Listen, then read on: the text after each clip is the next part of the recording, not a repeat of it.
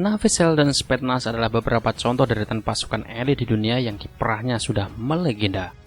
Kualifikasi mereka memang benar-benar edan, dan bisa dibilang anggota dari pasukan elit itu adalah best of the best alias yang terbaik dari yang terbaik. Perekrutannya pun jauh dari kata manusiawi. Namun gara-gara itulah deretan pasukan tersebut mematikan. Kita memang bukan negara kaya atau checkmaker seperti Amerika, Jerman, atau Jepang. Tapi soal militer, Indonesia juga sangat diperhitungkan di mata dunia. Bolehlah negara-negara punya pasukan yang melegenda itu. Namun jauh dari balik hingar-bingar kegagahan Navicel, Indonesia perlahan menyusul mereka dengan menciptakan banyak pasukan elit yang secara kualifikasi dan kemampuan tidak kalah gila. Indonesia tercatat punya beberapa satuan elit mematikan yang kiprahnya sudah diakui. Bahkan sampai ada pula salah satu pasukan elit ini diminta menjadi guru bagi militer negara lain. Nah, inilah deretan pasukan militer elit Indonesia yang sukses bikin ngeri dunia, tapi bikin Indonesia bangga luar biasa.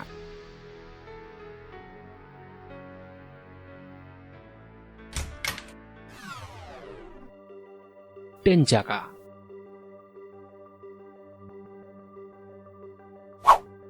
Yontai VIP adalah kesatuan spesial di Korps Marinir.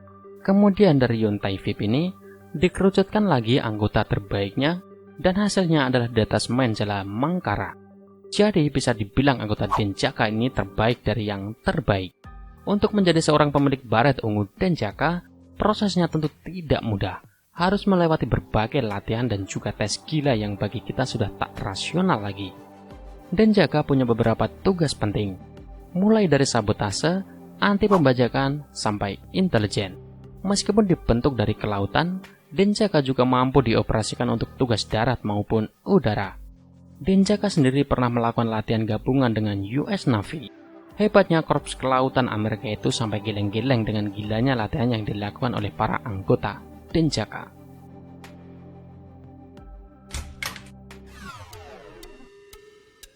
Tantaipur.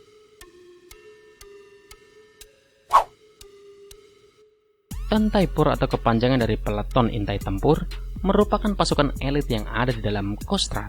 Sebuah fakta unik tentang Tantaipur adalah jumlahnya yang diperkirakan tidak banyak.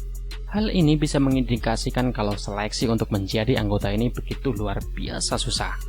Tantaipur sendiri tidak hanya dituntut untuk jago di darat, tapi juga darat dan laut. Sehingga pasukan ini bisa dibilang spesial dan lengkap. Tak hanya jago tempur di 3 aspek atau bahasa militernya Timatra, anggota Tantaipur juga diajari bagaimana melakukan aksi-aksi intelijen dan sabotase.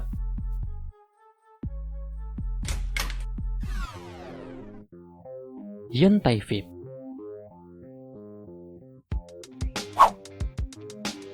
Batalion Intai Amfibi atau Yontai VIP adalah pasukan khusus yang dibentuk dalam Badan Korps Marinir.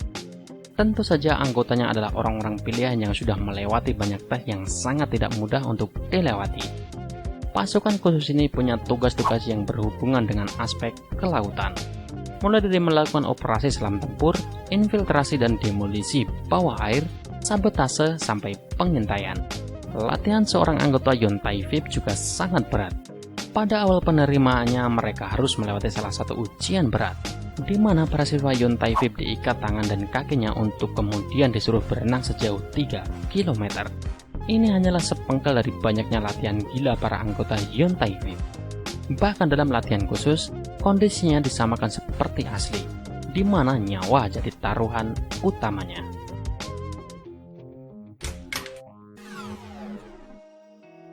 Dan Bravo.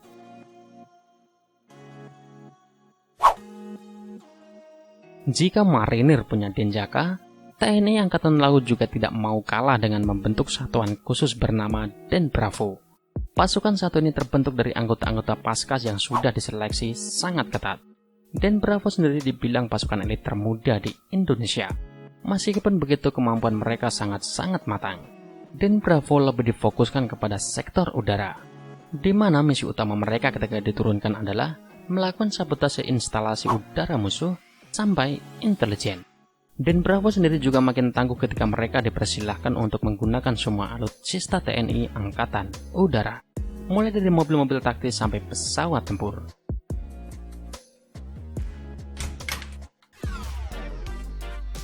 Gultor.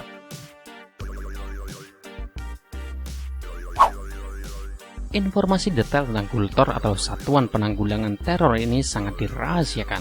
Kita tidak akan tahu pasti siapa-siapa saja anggotanya, senjata apa yang mereka gunakan, ataupun misi apa yang akan mereka lakukan.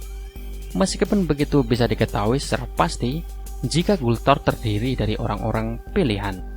Gultor sendiri merupakan sebuah satuan atau grup yang ada dalam tubuh Kopassus. Pasukan ini dibentuk sejak tahun 1982 dengan tujuan awal sebagai respon akan maraknya pembajakan pesawat di era 80-an. Pasukan ini sendiri pertama kali dibentuk oleh 2 orang perwira TNI Angkatan Darat yang secara khusus belajar kepada GSG 9 atau pasukan elit Jerman. Gultor sendiri sampai sekarang diakui sebagai salah satu pasukan elit paling progresif di dunia.